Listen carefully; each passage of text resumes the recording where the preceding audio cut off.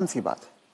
तो अब जो आदमी 75 का हो गया, उसने खुद अपनी लंबी उम्र की तैयारी ही नहीं करी, और जब उसने कोई तैयारी खुद नहीं करी है तो उसका परिवार या उसके समाज उनको कैसे तैयारी, वो कैसे तैयारी करेंगे? तो आपका ये कहने का मतलब है कि पहले तो शायद वो 60 साल तक जीता तो बहुत बड़ी बात थी, तो जब तक वो कमा रहा था वो जी रहा था, अब वो 80 साल तक जी रहा है। तो इसके जो परिणाम है वो भी इकोनॉमिक एंगल मुझे समझाइए। इसके इकोनॉमिक एंगल बहुत भयावह है। आज हिंदुस्तान में 60 साल की उम्र में आपने एक आदमी को रिटायर कर दिया। आदमी को अगर 80 साल तक जीना है तो 20 साल के लिए उसको अपना इंतजाम करना है।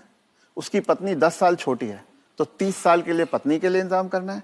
औरतें आमतौर पे 5 से 7 साल ज्यादा जीती हैं, तो 35 साल के लिए उसे अपनी पत्नी के लिए फाइनेंशियल इंतजाम करना है और 20 साल के लिए खुद के लिए इंतजाम करना है। आज के इन्फ्लेशन में, आज की महंगाई में कितना भी पैसा आप एक जगह रख दीजिए, क्या वो 35 साल तक खींच सकता है? ये प्रैक्टिकल नहीं है। और जैसे जैसे उम्र बढ़ती जाती है उनके बच्चों की उम्र भी बढ़ रही है जी। जो आज 70-75 का होगा, बच्चे भी तो 50-55 के हो रहे होंगे। वो अपना बुढ़ापा देखेंगे, वो अपनी लड़की की शादी देखेंगे, वो अपने मकान की किस्त चुकाएंगे। तो जो पीढ़ियों के बीच की जो दूरियां हैं वो बढ़ती जाती हैं। ये इकोनॉमिक वजह से बढ़ रही है। इकोनॉमिक वजह से बढ़ रही हैं। तो अब वो जो कॉन्सेप्ट है कि 60 साल की उम्र में हम रिटायर हो जाएं, उससे बाहर निकलना होगा।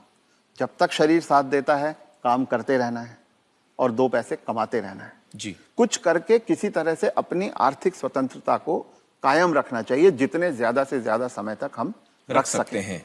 अपने आप को वोकल रखना भी बहुत ज्यादा जरूरी है। अगर मेरी परवाह मेरे परिवार वाले नहीं कर रहे हैं और अगर अड़ोसी पड़ोसी इस बात को जान जाएं तो कोई भी बुजुर्ग कभी भी किसी परेशानी का सामना नहीं करता, क्योंकि तो चुप ना रहें। चुप रथ ना साहब रहें। ये कह रहे हैं कि चुप ना रहें। अगर आपके बच्चे आपके साथ व्यवहार ठीक नहीं कर रहे हैं सबको बताएं। तो आप सबको बताएं। जी।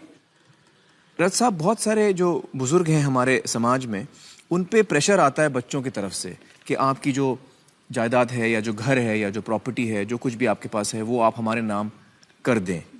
इस पे आप कुछ टिप्पणी देना चाहेंगे?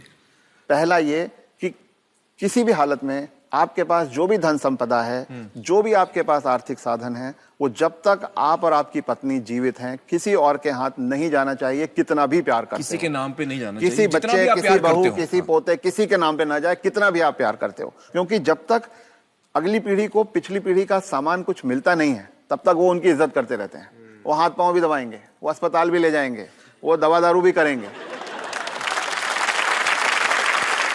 और वो ही माँ बाप सबसे ज्यादा सफर करते हैं जो अपने प्यार के कारण उमड़ते चले जाते हैं। मेरा बेटा, मेरी बेटी, मेरी बहू, मेरा पोता, जो ये मेरा मेरा करना जिसने शुरू किया, बस वहीं से उनके दुर्गति के दिन शुरू हो जाते हैं। इसलिए सबको ये ध्यान रखना चाहिए कि कुछ भी हो जाए, कोई प्रलोभन आए, कोई इमोशनल ब्लैकमेल हो, कुछ हो, उन्हें अपने पास अपनी चीज को रखना चाहिए। अपने बच्चों से शेयर करें तो अपनी मन की खुशी को शेयर करें, अपने पैसे को शेयर ना करें। जी।